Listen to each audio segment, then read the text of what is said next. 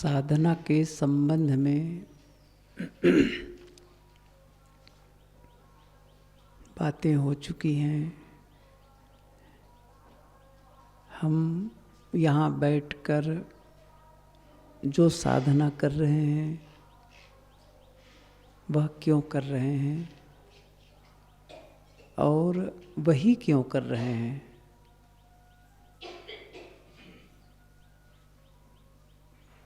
उद्देश्य, जीवन का उद्देश्य सबका बराबर है। गुरुदेव जी कहा करते थे, जीवन का उद्देश्य निर्धारित नहीं करना है, वह निर्धारित है। हर व्यक्ति चाहता है कि मैं सुख शांति का अनुभव करूं, आनंद का अनुभव करूं। दुख से सभी छुटकारा चाहते हैं, जीव मात्र।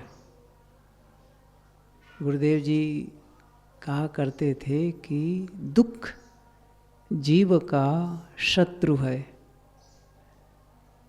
कोई भी जीव, कोई भी प्राणी दुख नहीं चाहता। एक चींटी चल रही हो और सामने आप उंगली लगा दें, रास्ता बदल देती है। सामने आग मिलेगी, रास्ता बदल देती है। पानी मिलेगा, रास्ता बदल देती है। उसे भी पता हो जाता है कि इससे दुख होगा, कष्ट होगा। और मनुष्य बहुत समझदार है, बुद्धिजीवी प्राणी है। दुख से छुटकारा चाहता है, लेकिन भ्रमवश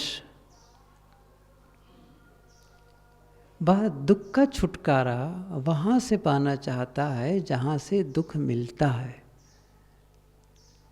कल मैंने शाम के सत्र में ये बात कही थी कि दो प्रकार के आस्तिक, एक वह जो विषयों के भोगों में आनंद का अनुभव करना चाहता है। उनके मन में क्या है कि मैं इन प्राणी पदार्थों को विस्तृत कर लूं, बढ़ा लूं और अधिक से अधिक इंद्रियों से विषयों को ग्रहण करूंगा तो आनंदित हो जाऊंगा। और दूसरे प्रकार के आस्तिक वे हैं जो ये मानते हैं कि आध्यात्मिक विकास में, जीवन के आध्यात्मिक विकास में आनंद का अनुभव होगा, विषयों के भोगों से नहीं होगा। विषयों की आवश्यकता है, यही तो हम लोग फंस जाते हैं। आँख से देखना होगा, कान से सुनना होगा, भोजन करना होगा, छूना होगा, सूंघना होगा। इंद्रियों के व्यवहार को सर्वथा बंद नहीं कर सकते, करना है, लेकिन सीमाकरण हो, सीमा हो। जैसे इस आश्रम में चारों तरफ दीवार है, क्या है वह? सीमा है। उसके आगे की जो जमीन है वो आश्रम की नहीं है। गांव की सीमा होती है, प्रांत की सीमा होती है, राष्ट्र की सीमा होती है। हमारे राष्ट्र की सीमा में दूसरा कोई प्रवेश नहीं करेगा। करेगा तो नियम से करेगा। नियम तोड़ करके कोई दखल करना चाहेगा तो उसके लिए सिपाही खड़े हैं। युद्ध हो जाता है, सीमा। ऐसे ही विषयों के ग्रहण में भी, त्याग में भी सीमाकरण, एक सीमा है।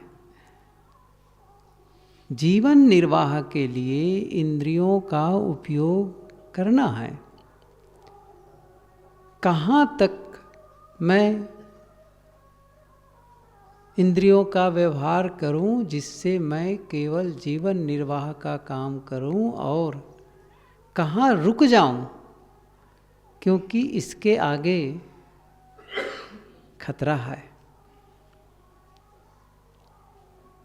लक्ष्मण रेखा का नाम सुने हैं। लक्ष्मण रेखा पार करने पर सीता की क्या स्थिति होती है, ये सब इतिहास में जानते हैं, पढ़े हैं, सुने हैं। उस लक्ष्मण रेखा के अंदर होती तो सुरक्षित होती। जैसे लक्ष्मण रेखा से पार गई, असुरक्षित हो गई। परिणाम क्या हुआ? दुख, विलाप। हम सबकी भी यही बात है। देखना है, लेकिन जो देखने का जो ढंग है ना, अभी मैं कुछ दिन पहले ही पढ़ रहा था कि 2 प्रकार की इंद्रियां होती हैं। एक बाह्य इंद्री, गोलक, लेकिन एक है भीतर की इंद्री, जिसका संयम चाहिए। आँख है तो आँख का काम केवल देखना है बस, लेकिन आँख के पीछे एक आँख की इंद्री है। आँख की जो आकृति है वो केवल फोटो कैप्चर करता है, बस खींचता है। लेकिन उसके पीछे एक और है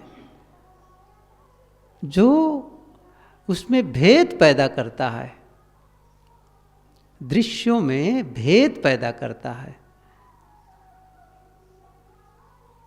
वो फिर उस रूप में नहीं, एक सामान्य आँखों से देखना सहज, हाँ वो दृश्य है, हाँ वो व्यक्ति है। लेकिन यदि मन में कोई वासना है, कोई कामना है, तो फिर वो देखना बिल्कुल अलग हो जाएगा। एक इंद्री जो बाहर से हम देख रहे हैं, केवल स्थूल इंद्री से, वो केवल रूप को ग्रहण करता है, लेकिन यह रूप सुरूप है कि कुरूप है,